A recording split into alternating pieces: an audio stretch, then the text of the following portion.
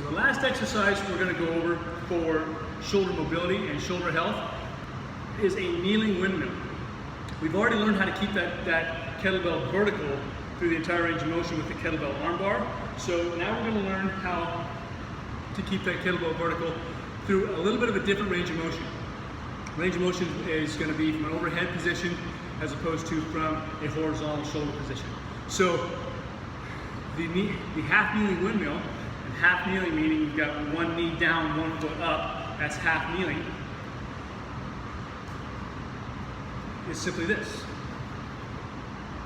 Again, we've got that hold, handle coming down the palm, not across the palm, but down the palm.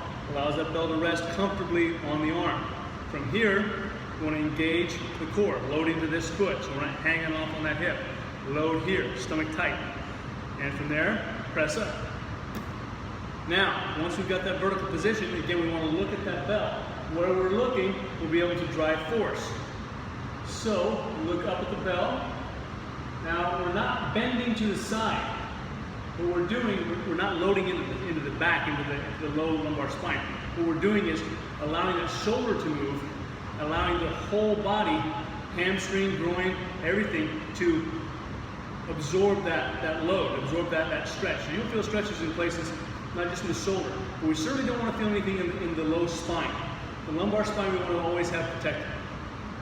So, from here, driving vertical, palm in the right position, flat and not bent at the wrist. You want to push your hip back. Again, I push my hip back this way. That loads into my body, not into my spine. Allows that shoulder to stay vertical and my center of gravity to stay over my base. Again, I've got a vertical position here. Not letting that shoulder poke forward. It's staying underneath me. Stomach is in, and I lift. That's your half kneeling windmill. If you have more range of motion, go with a little more. Rather than just putting the hand down on the floor, you can put the elbow down to the floor.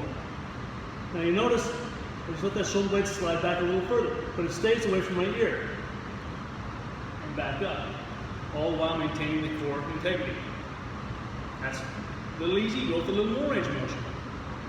Pull that shoulder blade back, find the hand, find the elbow. Reach that arm underneath the body as far back as you can, maintaining that vertical position. And then up, and down. So that's another shoulder drill you can do for overhead movement. Allows for that increased range of motion, allows for that proper shoulder girdle position, and actually helps with that thoracic spine as well. Hope you enjoyed it.